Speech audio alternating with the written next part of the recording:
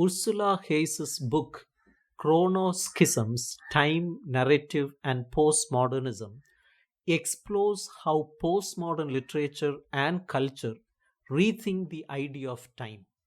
The book's main question is how modern storytelling changes when writers and thinkers stop believing in one single linear version of time. The traditional idea that history moves forward in a straight, logical way from past to future. Hayes argues that postmodern narratives break or split time. The word chronoschism means a split in time and use multiple fragmented timelines to express the complexity of modern experience. Hayes begins by showing how traditional Western literature views time as continuous and meaningful. Classical and realist narratives, such as those in the 19th century, often presents time as orderly, a sequence where every event follows logically from the last. This linear idea of time matches older philosophical views of progress and historical development. But in the 20th century, especially after the world wars, technology, and globalization, writers began to question this model.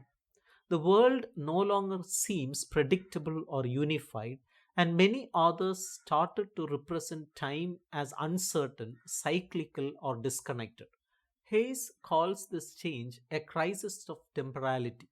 In postmodernism, time no longer provides stability or meaning.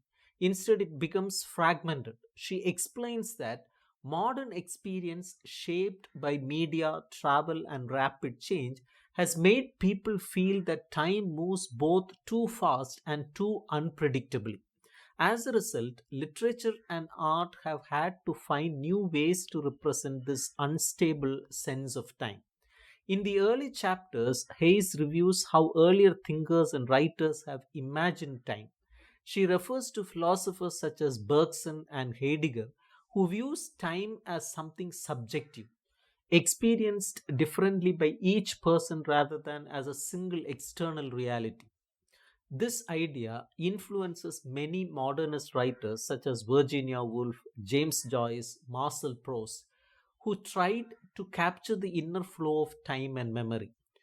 Postmodernism goes further. It does not just focus on subjective time, but questions whether time itself has any fixed meaning at all. Hayes looks at how postmodern novels play with narrative structure. Instead of one clear storyline, many of these works have multiple plots, time loops, or sudden jumps between eras. This form reflects a new kind of awareness, one that accepts discontinuity and uncertainty as part of life.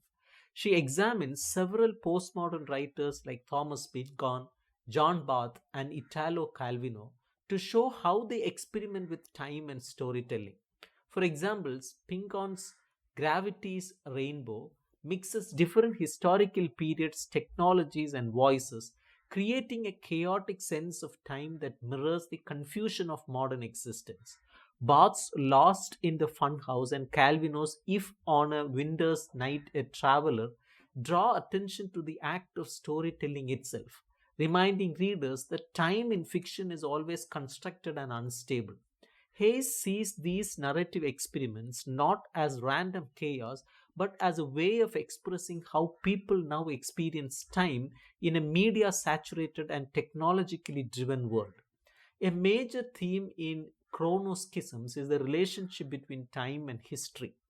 Modern societies once believed in progress, the idea that history moves toward improvement through science, reason, and human effort. But postmodernism has made this belief harder to sustain.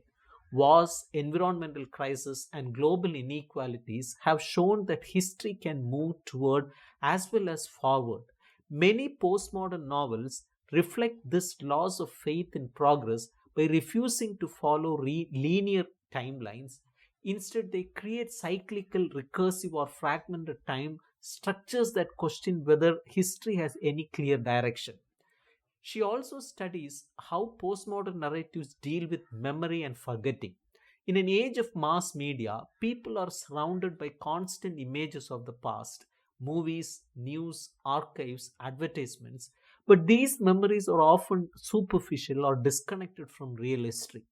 Postmodern literature often explores this tension between remembering and forgetting, showing how personal and collective memories can be both powerful and unreliable. Another important idea in the book is how time is connected to identity. Hayes argues that postmodernism changes how people think about who they are. In older stories, a person's identity develops gradually through time and experience. In postmodern stories, however, identity often shifts and breaks apart, just like time.